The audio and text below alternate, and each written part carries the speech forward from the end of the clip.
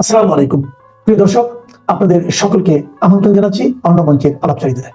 আসসালামু আলাইকুম প্রিয় দর্শক, সরকারের ভেতরে এবং বাইরে যা কিছু ঘটছে, যা কিছু ইঙ্গিত আমরা পাচ্ছি, যা কিছু তথ্য আমরা বিভিন্ন মাধ্যমে পাচ্ছি, এমনকি আন্তর্জাতিক অঙ্গনে বাংলাদেশকে কেন্দ্র করে যা কিছু ঘটছে, তাতে স্পষ্ট করে এটুকু বলে দেওয়া যেতে পারে যে পরিস্থিতি খুব একটা ভালো না, পরিস্থিতি খুবই ঘোলাটে, খুবই জটিল।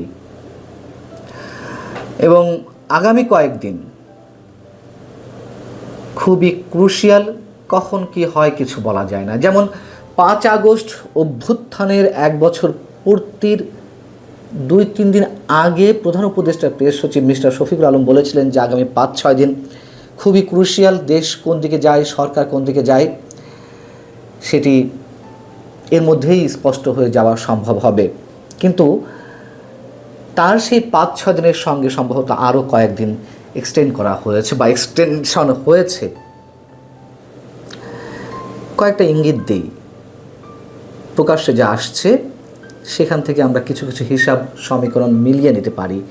যেমন পরিবেশ ও বন বিষয়ক উপদেষ্টা সৈয়দা রেজওয়ানা হাসান, তিনি সরকারের একজন অন্যতম প্রভাবশালী উপদেষ্টা, তিনি এনসিপি এবং নির্বাচন প্রসঙ্গে কী বলছেন? তিনি বলছেন এনসিপির কথায় কিছু যায় আসে না, ফেব্রুয়ারিতেই নির্বাচন হবে।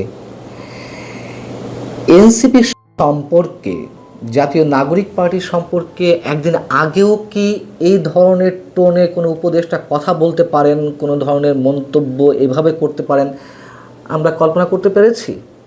পারিনি। কিন্তু এখন এনসিপিকে মোটামুটি উড়িয়ে দেওয়া হচ্ছে। যে এনসিপিকে সব সময় প্রধান উপদেষ্টা তার ডান পাশে রেখেছেন, যে কোনো পার্টির সঙ্গে আলোচনায়, যে কোনো মুহূর্তে আলোচনা করেছেন, এখন এসে এমন মন্তব্য করছেন। যেহেতু একদিন আগে এনসিপির নেতারা, এনসিপির মুখ্য সমন্বয়ক নাসিরউদ্দিন পাটোয়ারি মন্তব্য করলেন যে ফেব্রুয়ারিতে নির্বাচন হবে না, খুবই কনফিডেন্টলি তিনি বললেন। এবং তার আগে মার্কিন ভারপ্রাপ্ত রাষ্ট্রদূত ট্রাসিয়ান জ্যাকবসনের সঙ্গে দেখা করে এলেন তারা, তারপর পরে এই মন্তব্য করলেন। তবে যুক্তরাষ্ট্র যে তাদের কথায় সায় দিয়েছে এমনটি ভাবার আর কোনো কারণ নেই। কক্সবাজারে তাদের যাওয়া, পিটার ডি হাসের বিষয়টি তো পরে গুজব বলে প্রমাণিত হয়েছে। তবে কিছু একটা করতে তারা গিয়েছিল বা কোনো একটা আশায় তারা গিয়েছিল, যা হয়তো এগুলো পুরনো বিষয়। শোনা যাচ্ছে, যেটুকু জানতে পারছি নানান মাধ্যমে, যে যুক্তরাষ্ট্র নাকি ডক্টর মোহাম্মদ ইউনূসের মাথার উপর থেকে তার আশীর্বাদের হাত সরিয়ে নিয়েছে। তারাও নাকি এখন নির্বাচন চায়। তাহলে আসলে বিষয়টি কী, সমীকরণটি কী?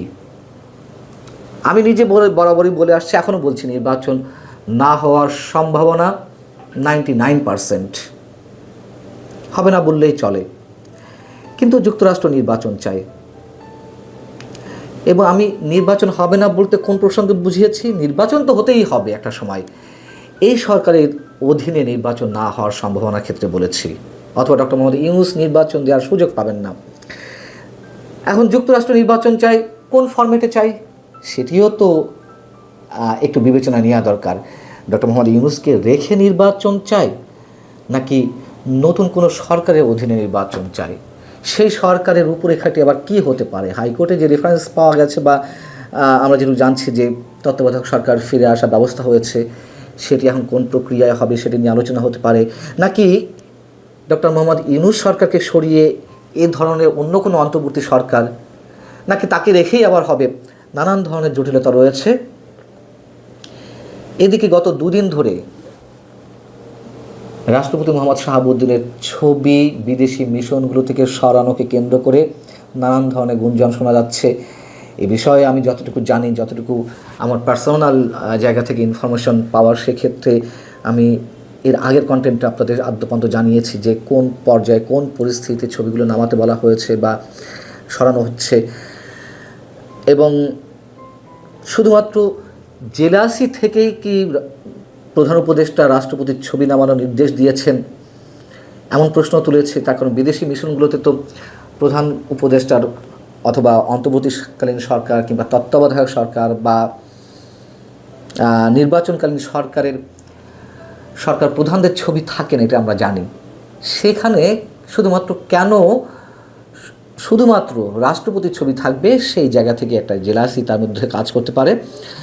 তারপরেও প্রশ্ন যে কোনো ধরনের প্রজ্ঞাপন ছাড়াই এই ধরনের মৌখিক নির্দেশনার মাধ্যমে রাষ্ট্রপতির ছবি সরানো সম্ভব হতে পারে কিনা সেই প্রশ্নও আসছে। আর যেটি গুঞ্জন ছড়িয়েছে যে রাষ্ট্রপতিকে সরানো হতে পারে, এটি আমার কাছে মনে হয় যে এর আগেও বলেছি যে রাষ্ট্রপতিকে যদি সরাতেই হয় তাহলে আগে থেকে এই ধরনের পরিস্থিতি ঘোলাটে করে লাভ কি, সরানোর পরে না হয় এমনিতেই তার ছবি নেমে যেত। যাই হোক, বিষয় হচ্ছে কি যে এই সরকারের আসলে কোনো কাজ নেই, নাই কাজ তো খই ভাজ, একটা কথা আছে না, সেই ধরনের।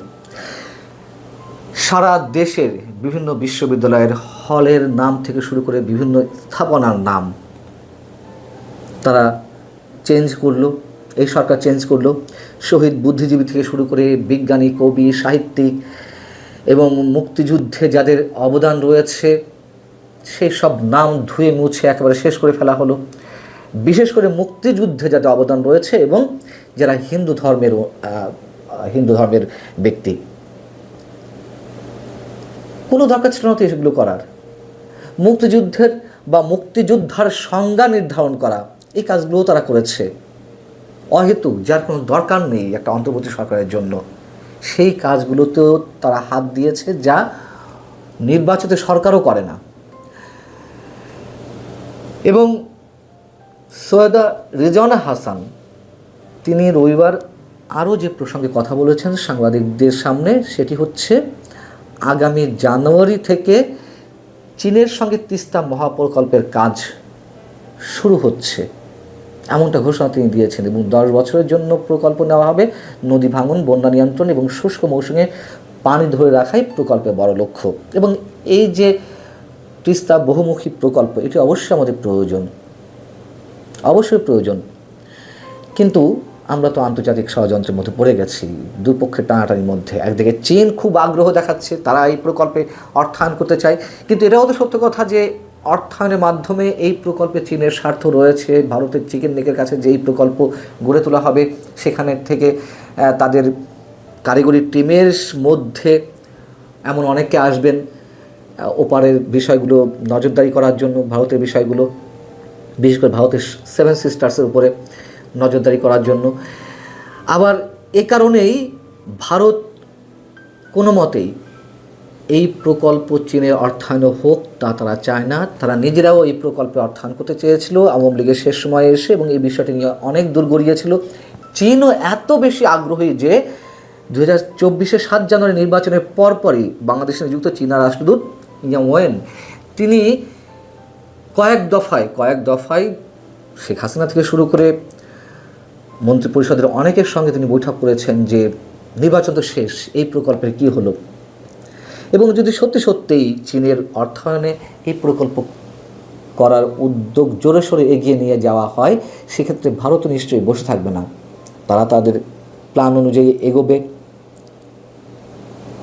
অতএব সামান্য কয়েকটি বিষয় আপনাদের সামনে উল্লেখ করলাম, এর বাইরে আরও অনেক কিছু রয়েছে যেগুলো বলার সময় আসেনি। তবে সামান্য এই কটি বিষয় নিয়েই আমরা মোটামুটি অনুধাবনের চেষ্টা করতে পারি যে আগামী কয়েকদিনে কী ঘটতে যাচ্ছে বা কী হতে যাচ্ছে, টালমাটাল পরিস্থিতি কোন দিকে গড়াতে পারে। ভালো থাকুন সবাই, আল্লাহ হাফেজ।